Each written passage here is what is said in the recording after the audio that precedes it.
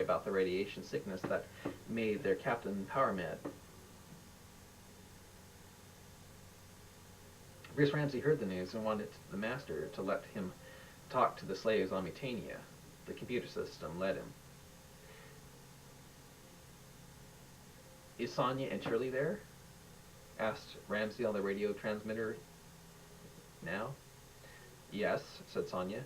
Reese held back his excitement and asked, "How about Obacoba?" "Abba Hirba," said Obacoba. "Wow," shouted Bruce. "How come you know? How come you know us?" asked Sonia with her how come you know us? Shouted Sonia with her Russian accent. "How come you know us?" "I just do. I don't know why." Will began to ask Bruce a bunch of questions as Bruce tried to talk to his characters on the radio. Bruce thought it was strange that the two-dimensional characters he wrote about should be existing, and couldn't see any logic to it, including Will. An hour later, Bruce broke off communications with his made-up crew. Will was complaining to the Sons again about his arms and face feeling mysteriously cold again.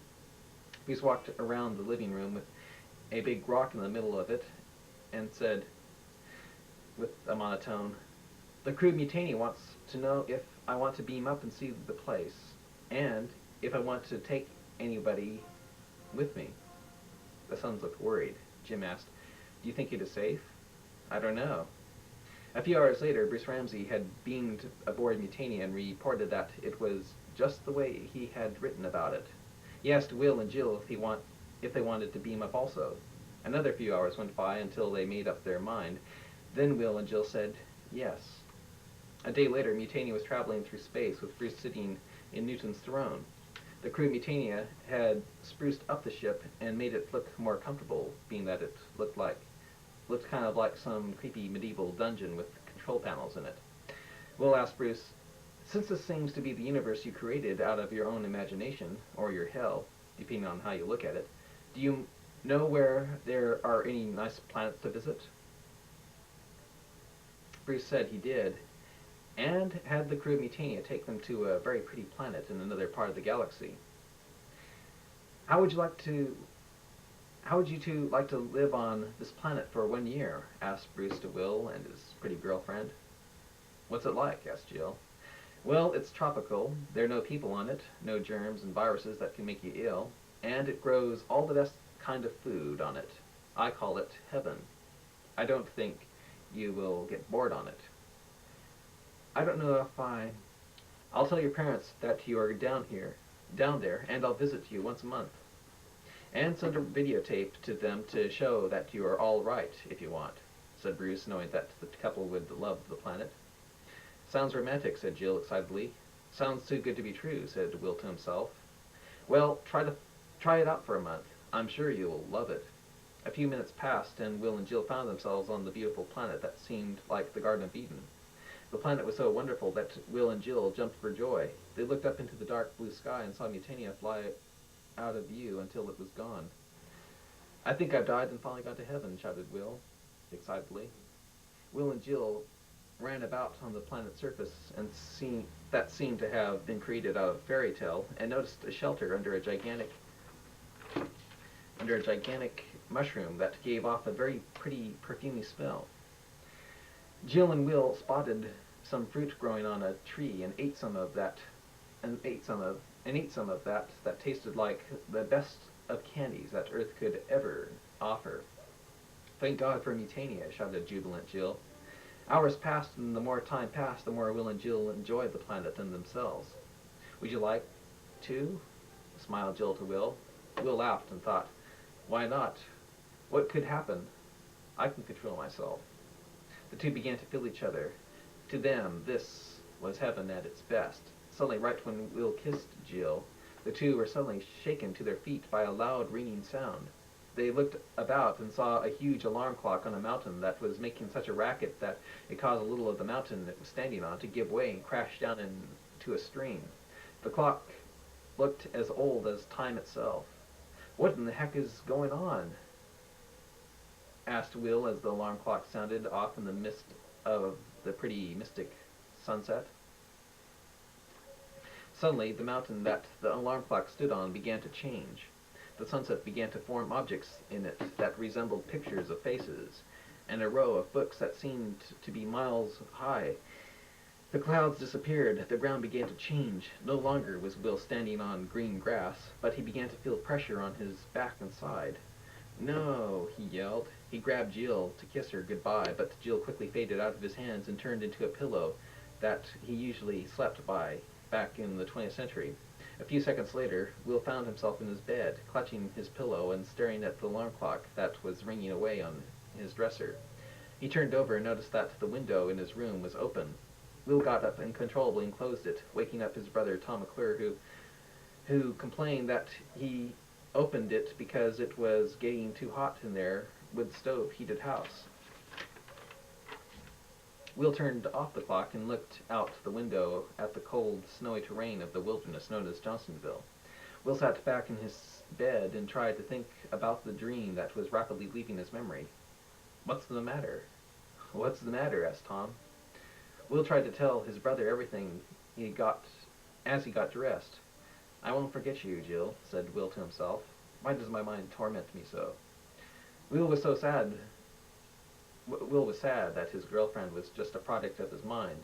But as he tried to tell his family about the dream he called exciting, Will noticed that he could hardly remember any of it. "It must not have been that exciting," said Stephen, getting ready to go to the store. Will ate his hot oatmeal cereal and wondered why he would have a dream about Newton, something that his friend Ramsay had written. It was just a crazy dream is all, he told himself. Will then began to remember that he had other dreams that were very much similar. "If I could write down my dreams on a piece of paper, I could maybe sell them as science fiction novels," he told his family after breakfast. Will told them about his dream, but they all thought it sounded too cliché and overdone. Will then walked into the living room and picked up an opened letter that he suddenly remembered reading. It was a letter written by Bruce Ramsay containing a story about Will meeting up with Newton 200 years in the future. The story was called The Other Side of Newton. Will put down the story and shook his head, saying, "Now I know the answer to this mystical Bruce Ramsay and his divine knowledge of the universe." And Will went on with his regular life, trying not to think about his dreamed-up girlfriend Jill, that his subconscious mind made him love very much. The end. And that's the end of the second version of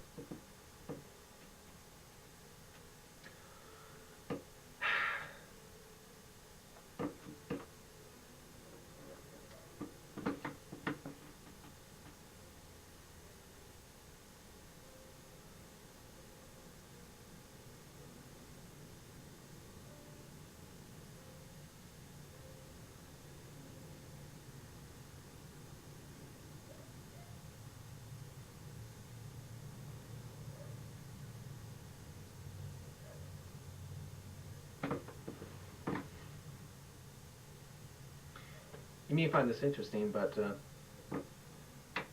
I'm actually thinking of publishing my book, The Other Side of Newton. So far, this was the second draft, but what I'm doing now is writing a third draft. So there's going to be a third version of The Other Side of Newton with a different ending again.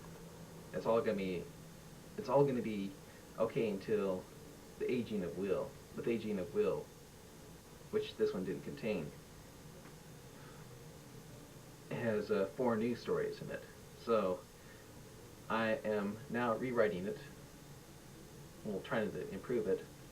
And I'm going to set it off for publication, make it better, have some more answers, because this thing didn't have...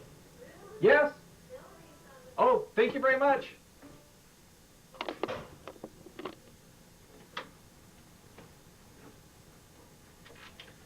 Hello?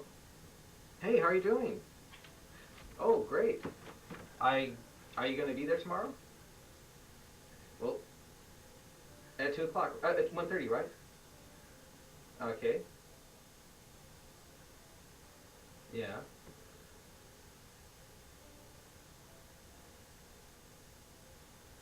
Well, how are you doing?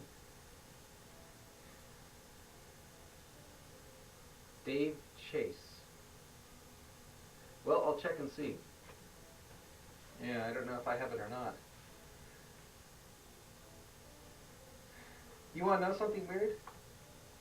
I was so involved writing and typing that it totally left my mind. I know, really. What's that? Well, I'll try out for that one then. Yeah, but isn't that a shame? I totally left my mind. Yeah, really, you're not kidding. Because I didn't know it until about 1 in the morning. That's how, when I get involved in something, I've been involved on this thing for about 5 days now, just constantly going at it. What? Well, I am too. I sent away my. I'm just waiting around to get the pictures back so I can send those things off to agencies. Well, yeah, that's true. I do practice monologues also. Yeah, well, I'm going to be taking lessons too. But I'm going to save that stuff for when I go to Los Angeles sometime. So down there, I'll get to meet people while I'm taking lessons and all that sort of stuff. How about you? What are you doing now? Yeah? Are you enjoying your school year so far?